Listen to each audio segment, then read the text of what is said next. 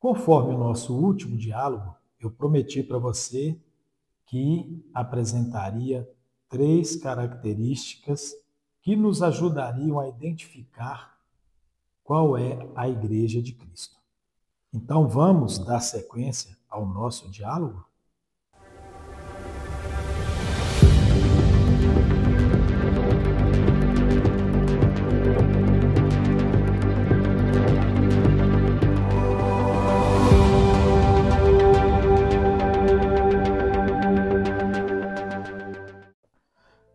Bom, estamos no canal da Igreja de Cristo e este é o quadro Diálogo entre Irmãos. E o tema de hoje é características que nos ajudam a identificar a Igreja de Cristo. E como sempre, você é o nosso convidado especial. Na verdade, são várias as características que nos ajudam a identificar a Igreja de Cristo. Mas hoje vamos iniciar por uma característica que é fundamental, que é a principal de todas elas, que na verdade é o zelo pela palavra de Deus. Se não tivermos zelo, se não tivermos fidelidade à palavra de Deus, nós jamais vamos conseguir entender qual é o verdadeiro propósito de Deus e quais são as coisas grandes e ocultas que ele tem revelado à sua igreja. Então, para que possamos dar início a esse diálogo, eu quero lembrar mais uma vez, se você concorda ou discorda, ou quer acrescentar algo, ou perguntar alguma coisa, não deixe de adicionar nos comentários, ok? Pois bem, por que eu disse que a fidelidade à palavra é a mais importante? Primeiramente, porque esta é também a vontade de Deus. Mas para que nós saibamos se esta é de fato a vontade de Deus, nós vamos ler então nas Escrituras, que são inúmeras as passagens, porém eu vou ler algumas passagens no início, no meio e no fim da palavra, para que a gente entenda se Deus fala a mesma coisa do início ao fim com relação à fidelidade à sua palavra, ok? Então vamos conferir lá em Deuteronômio, capítulo 4, versículo 2.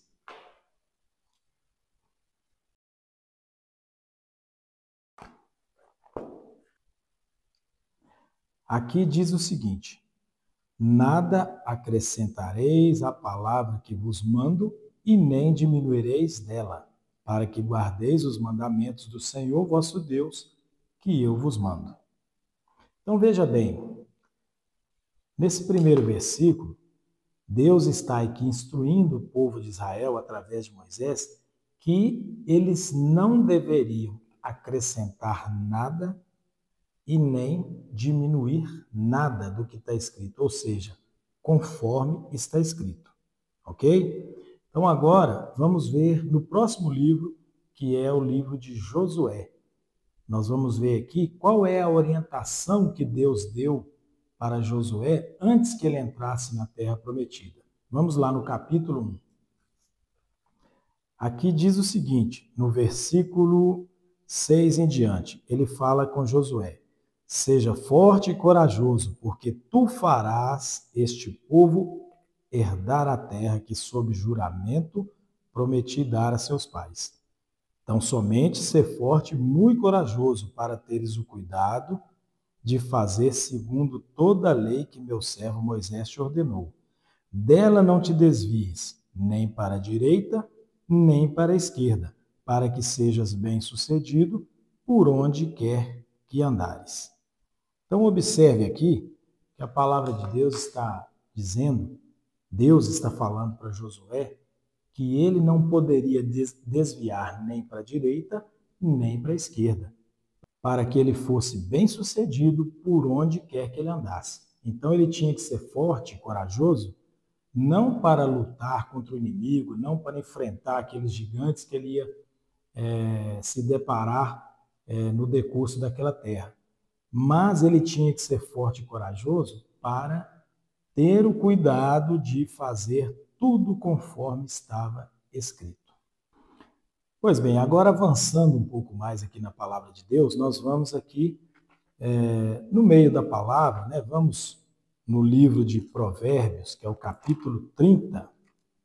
Vamos lá, Provérbios 30, o versículo 5 em diante, que fala o seguinte: toda palavra de Deus é pura. Ele é escudo para os que nele confiam.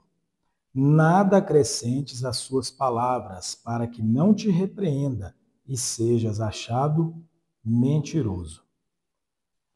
Olha só que afirmação interessante. Deus fala que não era para acrescentar nada à palavra dele, porque a palavra dele é pura. O que já é puro, nós não podemos acrescentar. Correto?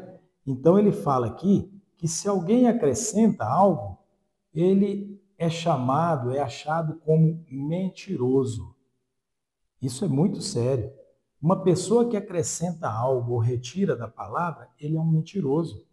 Porque nós não podemos acrescentar nada ou retirar nada daquilo que Deus tem falado para nós. Por isso que ele exige de nós a fidelidade, a obediência ao que está escrito. Bom, agora vamos avançar um pouco mais e vamos ler uma passagem que está na Nova Aliança. Vamos lá na Carta de Gálatas, capítulo 1. Capítulo 1, versículo 6 em diante. Paulo diz o seguinte para as igrejas da Galácia: admira-me que estejais passando tão depressa daquele que vos chamou na graça de Cristo para outro evangelho, o qual não é outro senão que há alguns que vos perturbam e querem perverter o evangelho de Cristo. Mas ainda que nós, ou mesmo um anjo vindo do céu, vos pregue evangelho que vá além do que vos temos pregado, seja anátema. Assim como já dissemos, e agora repito, se alguém vos prega evangelho que vá além daquele que recebestes, seja anátema. Esta é uma passagem muito dura, porém clara com relação à fidelidade à palavra. O apóstolo Paulo aqui fala o seguinte, que ainda que um anjo viesse do céu pregando algo que fosse além do que eles estavam pregando, ou até mesmo eles, se pregassem algo do que iria além do que já estava sendo pregado, eles seriam anátema. Você sabe o que é anátema? Anátema é maldito, amaldiçoado. Então, nem mesmo se um anjo viesse do céu pregando algo, eles poderiam mudar o que já estava sendo dito. Por que Paulo reafirma aqui que nem mesmo um anjo? Porque, infelizmente, hoje vocês podem observar que muitas religiões são fundamentadas em visões, revelações, sonhos. Não que Deus não possa agir com visões, sonhos ou revelações, mas se qualquer sonho, qualquer visão, qualquer revelação, se não estiver em acordo com a palavra, não é de Deus, é anátema. Então, fuja dessas revelações, dessas visões, desses sonhos que são contrários ao que está escrito, porque será anátema. E observa que Paulo aqui, ele está admirado que em tão pouco tempo a igreja estava deixando de lado a fidelidade e partindo para um outro princípio. E ele até explica que eles não estavam pegando um outro evangelho, usando outro evangelho. Eles estavam usando o evangelho de Cristo, mas acrescentando ou diminuindo, ou seja, pervertendo o evangelho de Cristo. Isso é muito sério, não é verdade? Pois bem, agora nós vamos lá para o final da Bíblia, no livro de Apocalipse, é o capítulo 22. Ele fala o seguinte, versículo 18. A todo aquele que ouve as palavras da profecia deste livro, testifico. Se alguém lhes fizer qualquer acréscimo, Deus lhe acrescentará os flagelos escritos neste livro. E se alguém tirar qualquer coisa das palavras do livro desta profecia, Deus tirará a sua parte da árvore da vida, da cidade santa e das coisas que se acham escritas neste livro. Aquele que dá testemunho dessas coisas diz: certamente venho sem demora. Amém. Vem, Senhor Jesus.